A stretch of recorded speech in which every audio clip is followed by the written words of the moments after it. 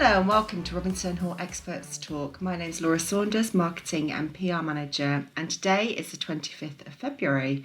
I have Stuart Brown with me and we are going to be discussing party wall. Welcome, Stuart.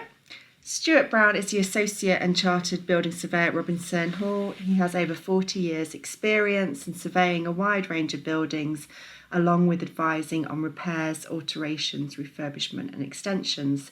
He specialises in party wall matters, acting for building owners, developers and neighbours. Good morning, Laura. Hello. So first things first, party wall expertise is a niche area.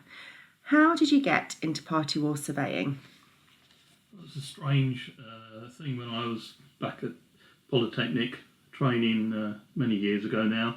Our lecturer said that he'd give us a lecture on party walls and then proceeded to say, as you're not going to work in London, that's the end of the lecture. So we had 2 minutes on party walls. So I hadn't know much about party walls. Working in Bedford, never came across it.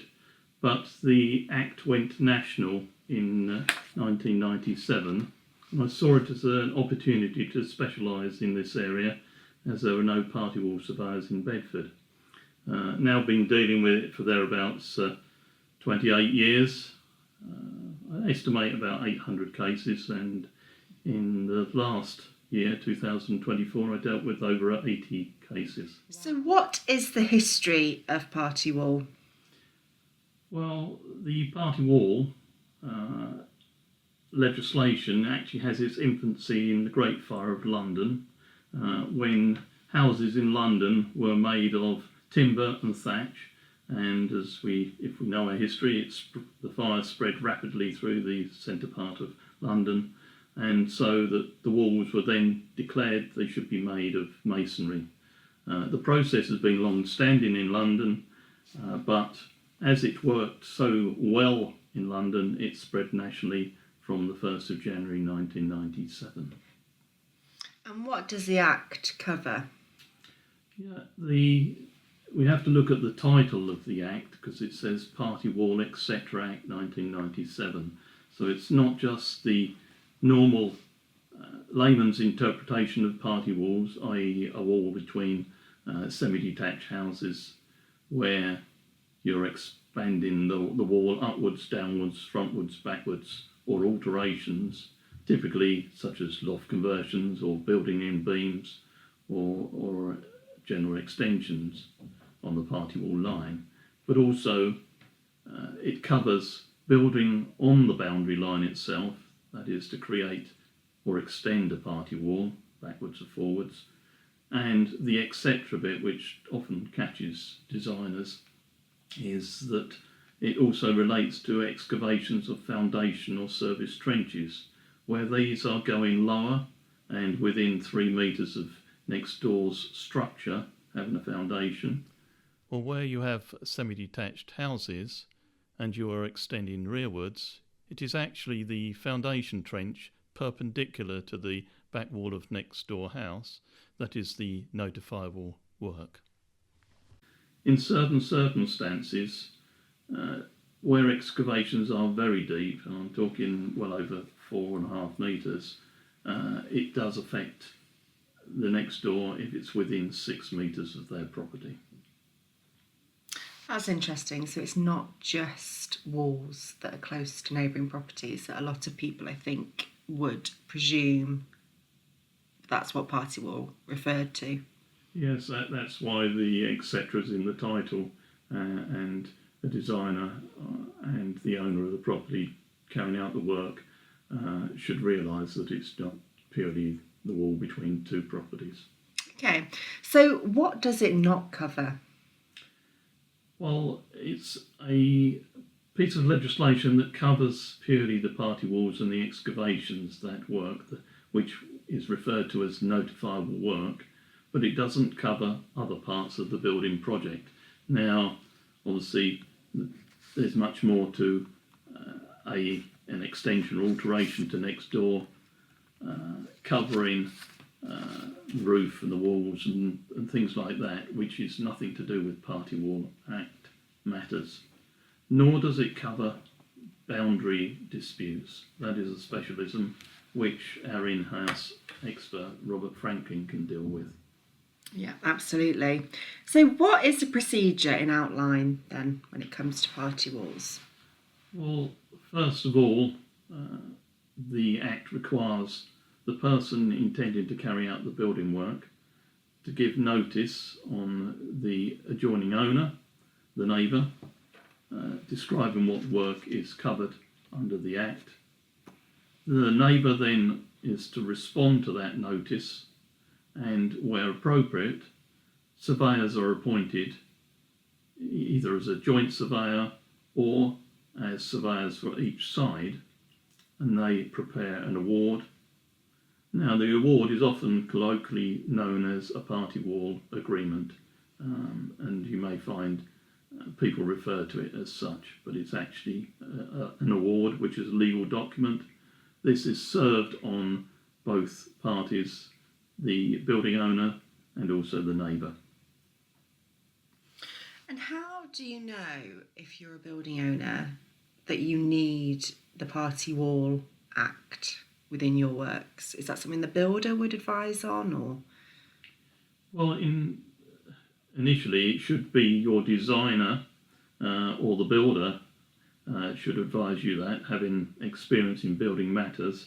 However, we do find on occasions that they are not aware of the implications of the Act, and particularly the one that catches them is the excavations of foundations. And so if you are carrying out a project that's dealing with work close to your neighbour, then you should consult a party wall surveyor such as ourselves. And then you'll be able to advise whether it's necessary or not. Yes, we do give a scheme where we give 15 minutes free advice. Great. So what are the benefits of using the Act? Well, the first one is that certain parts of the Act give the building owner the right to access the neighbour's property to carry out the work.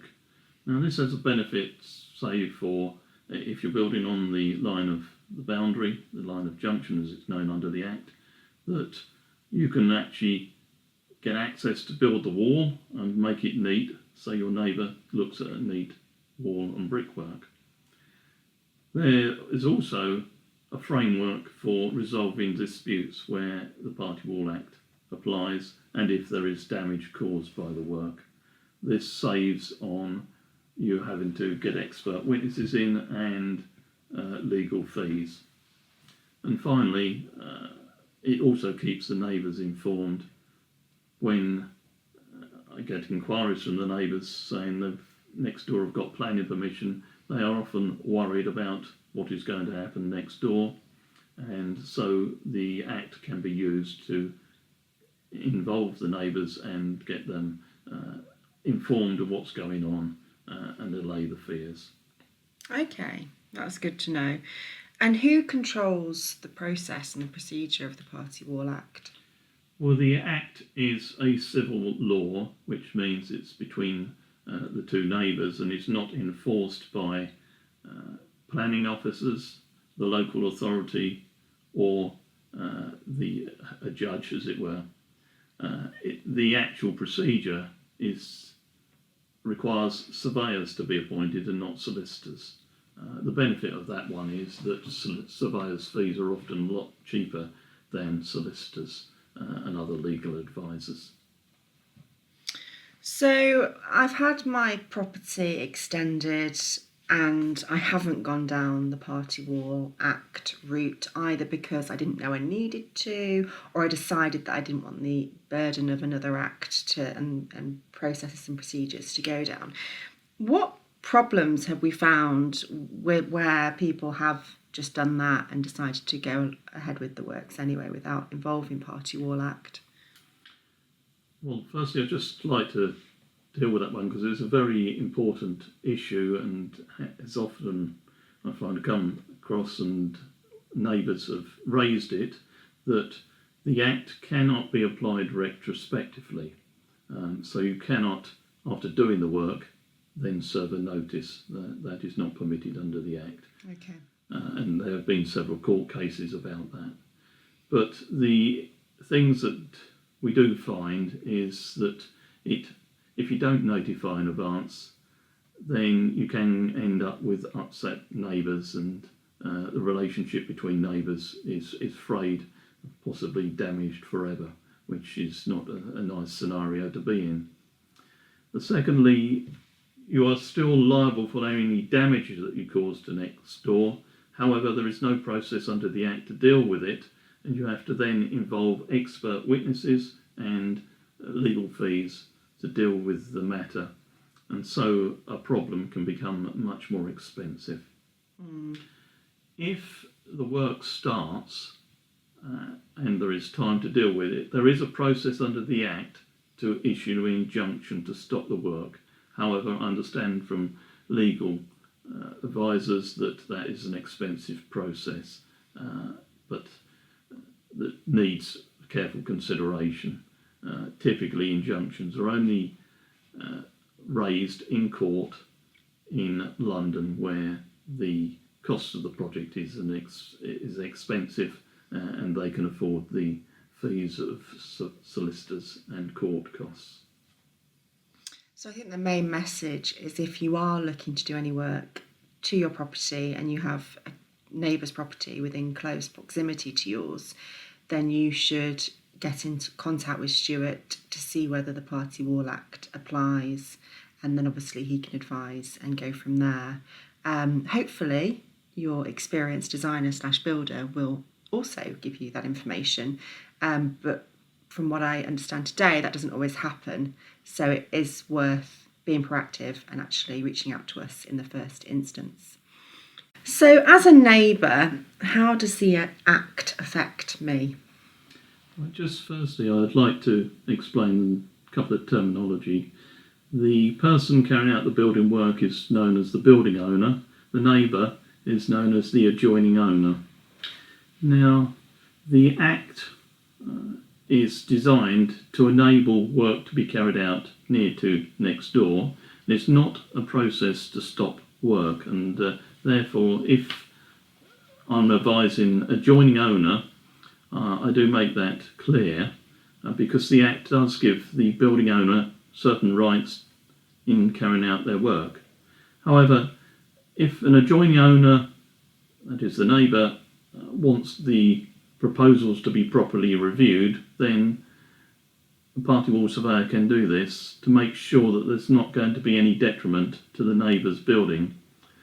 Things that I would look at is, if they're building beams into the party wall, that they are not overloading the party wall, that the proposals do not project over the boundary line. It also allows the adjoining owner to be aware of what is intended before the actual work starts, and there can be sometimes advantages of this, that they can negotiate with the neighbour so that it doesn't affect them in a way that they don't like. That is actually outside of the scope of the Act, but it sometimes helps with neighbourly relationships.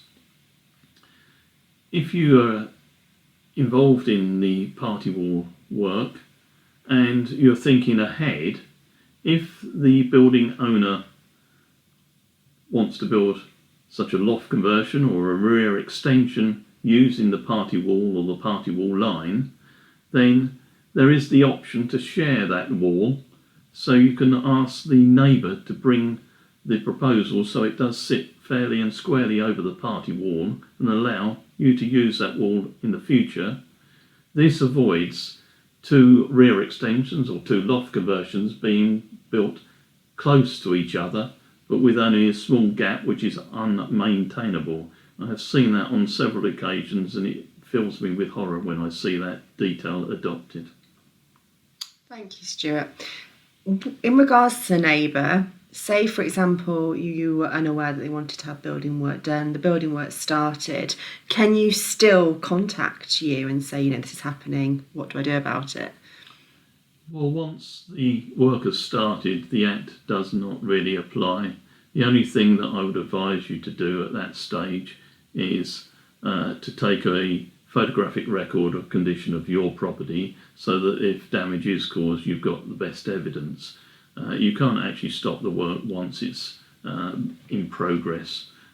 So unfortunately the Act is a bit weak in that position. Okay, so really as a neighbour, if you want to be involved and you haven't had a notice served from the Party Wall Act already, then it's important really, as soon as you're aware, either from word of mouth or you can look at obviously planning records on the government's website, but as soon as you're aware that something's happening, reach out straight away. Don't wait until the work's happened thinking, well, I might have a stronger argument. It really needs to be sorted out beforehand. That's right, and I do get inquiries from time to time where people say, my neighbour's now got planning permission, and I have got some advice to give to the neighbour. So best thing to do is to contact me and I can talk the scheme over and how you can approach that matter. And it sounds like it will rectify any disputes in the future. So the Party Wall Act certainly has a huge benefit in that aspect. Both parties will be aware of what's going on and hopefully it'll lead to a smooth project. Thank you, Stuart. Is there anything else that you wanted to touch on before we conclude?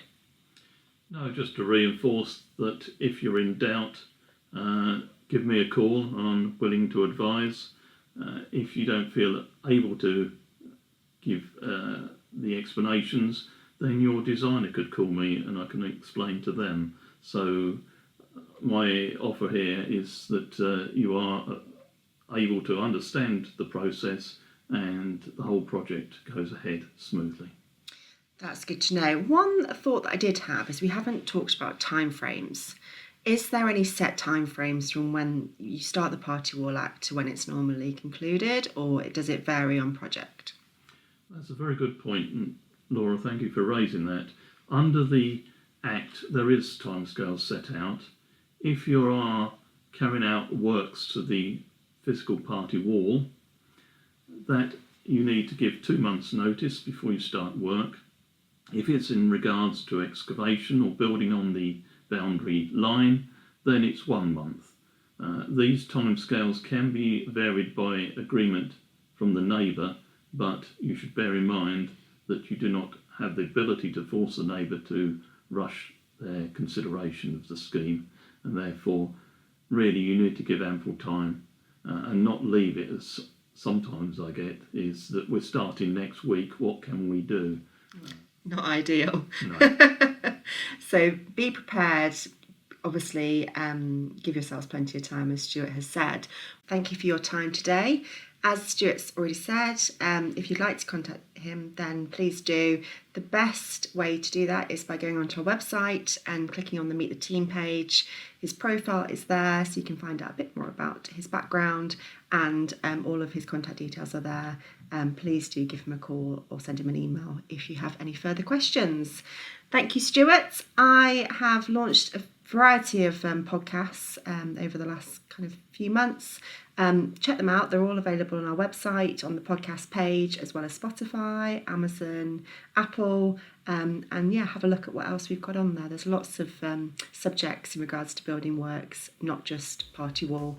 So please have a listen to any that interest you, and hopefully you will listen to many more. I've got quite a few on the horizon, so stay tuned. Thank you ever so much for listening. Goodbye. Our podcasts are for informational purposes only and should not be considered as legal advice. We are not responsible for any losses, damages or liabilities that may arise. The advice and views are from the expert only.